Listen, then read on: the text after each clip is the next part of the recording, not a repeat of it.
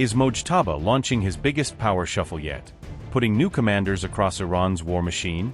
Did 6 military appointments in one sweep signal that Mojtaba is preparing Iran for a major new escalation? From the IRGC to the Basij, is Mojtaba now installing trusted loyalists at the heart of Iran's security system? Is Trump's peace plan in trouble as Iran brings one of its most experienced wartime commanders back into power? Could Mohsen Rezaee now take charge of Iran's next negotiations, linking Tehran's diplomacy directly to its security establishment? Mojtaba is reshaping Iran's power structure with a sweeping set of military appointments, filling wartime vacancies across the country's most powerful armed institutions. On August 10, Mojtaba Khamenei appointed 6 senior commanders across Iran's military, formalizing a leadership structure that had operated under pressure during the conflict. The new appointments span Iran's Armed Forces General Staff, the IRGC and the Basij Force, placing new figures across conventional, paramilitary and internal security command chains. Ali Abdullahi has been named Chief of Staff of Iran's Armed Forces, taking control of the body responsible for coordinating the country's wider military structure. Qamar Haidari has become Deputy Chief of Staff, strengthening the senior command layer beneath Abdullahi as Iran rebuilds its wartime leadership. Ahmad Vahidi has been appointed Commander-in-Chief of the IRGC, bringing a veteran hardliner back to lead Iran's most influential military and security force. Mostafa Yazadi has been named Deputy Commander of the IRGC, placing him at the center of operational planning and support for the Guard Corps.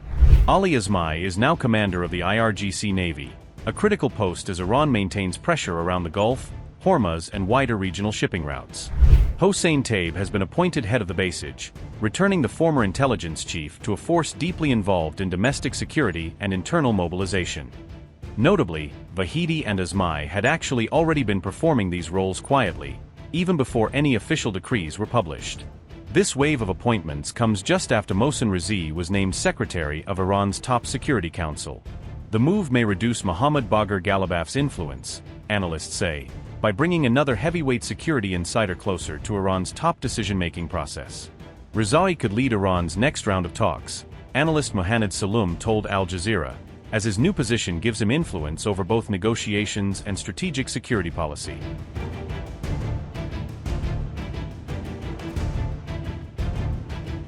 Mohsen Rezaee has replaced Mohammad Bagher Zolgoda, taking over as Iran's top security official at a moment of intense regional tension and uncertainty. Rezaee is a veteran commander of Iran's Islamic Revolutionary Guard Corps and a trusted advisor to Supreme Leader Mojtaba Khamenei. In addition to his new position, Rezaee will serve as Khamenei's representative on Iran's powerful Supreme National Security Council. Zolgoda assumed the position after former Secretary Ali Larijani was killed in an Israeli strike, creating a sudden vacancy at the top of Iran's security apparatus. However, Zolgoda's tenure lasted only a matter of months after he replaced Ali Larijani earlier this year amid growing pressure on Tehran's leadership. Both Rezaee and Zolgoda are regarded as hardliners within Iran's leadership, known for supporting a tougher approach toward the country's regional and foreign adversaries. However, analysts argue that Zolgoda never possessed the same authority or influence as Iran's most senior military commanders. His influence was considered weaker than that of several current and former commanders who have built powerful networks within Iran's military and political establishment. Notably, these sweeping appointments follow directly after Pezeshkian's 7-hour meeting with Mojtaba Khamenei. On August 10, Masoud Pezeshkian confirmed that he held a 7-hour meeting with Supreme Leader Mojtaba Khamenei, one of the longest sessions reported between them. The Iranian president said the two discussed a wide range of national challenges facing the country at this critical moment. Pezeshkian said the meeting covered Iran's economy, the ongoing war, sanctions pressure, and the broader issue of national cohesion. Mojtaba Khamenei's biggest recommendation to Pezeshkian was to preserve national unity and cohesion above all else during this period. The meeting we had with our dear leader was a very good meeting. We were with him for approximately, perhaps, 7 hours. We were able to discuss all of the country's issues together. Naturally, the main concerns raised were people's livelihoods, the state of the market, employment, people's housing, and the problems that are now being created as a result of the sanctions. And naturally, how we stand firm, the people standing with us, and unity and cohesion were among the issues that were discussed extensively over those 7 or 8 hours. There is nothing more important right now. All of the enemy's plans are aimed at creating division. What we have to do is prevent divisions from emerging. We must refrain from words and statements that fall outside that framework. Among ourselves, inside the house, we may say many things to one another, but outside, a single voice, a single tune must be heard by the world so that they know that our Iranian people, our dear country, stand together in defense of their independence, pride, dignity, and beliefs. This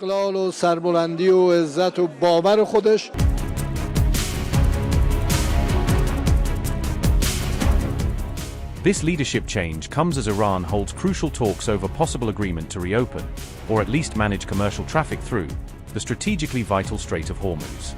Any agreement to restore shipping through the strait would require approval from Iran's Supreme National Security Council and, ultimately, Supreme Leader Mojtaba Khamenei.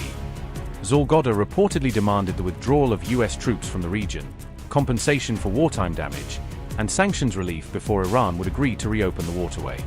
Iran and Oman are reportedly nearing an agreement to manage commercial traffic through the Gulf choke point, although the emerging plan may involve only a controlled and temporary shipping corridor rather than a full reopening.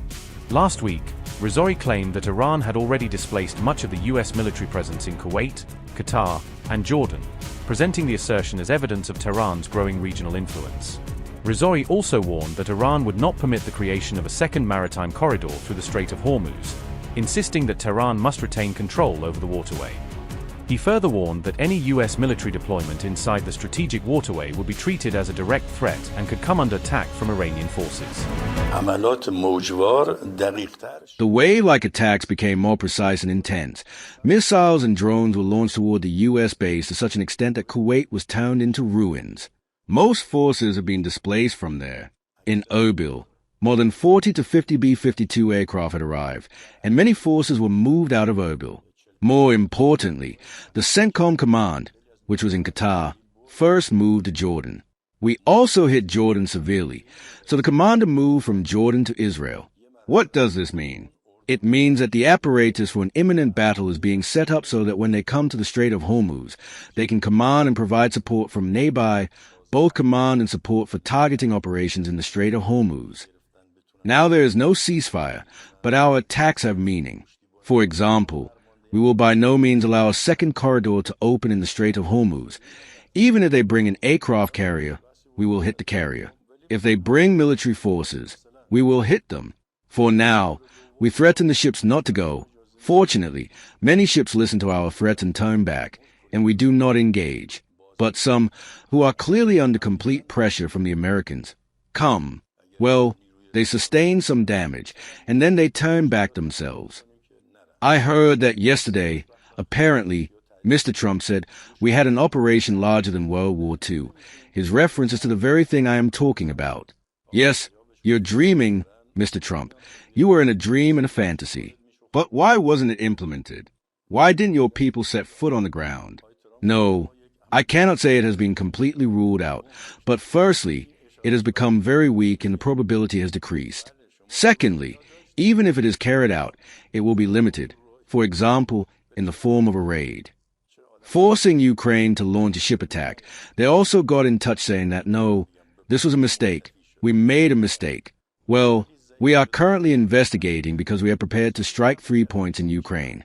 However, after they said it was a mistake, since we are not truly seeking to expand the war and we do not want to incite warmongering. Trump's third war was because they said, we will open the Strait of Hormuz, go in and seize Iran's oil and gas, KAG, and so on. In northern Iran, we deploy air defense. There are only a few bridges and roads leading from north to south, most of which pass through highlands. Therefore, we take Iran's oil and gas, and the management of the Strait of Hormuz falls into our hands, removing it from Iran's control. Now, would the world tolerate this? Would even the Europeans tolerate the global economy's choke point being in America's hands? Would China tolerate it? This itself could have been a catalyst for World War III. Upgrade your news experience with the all-new HT app. Download now.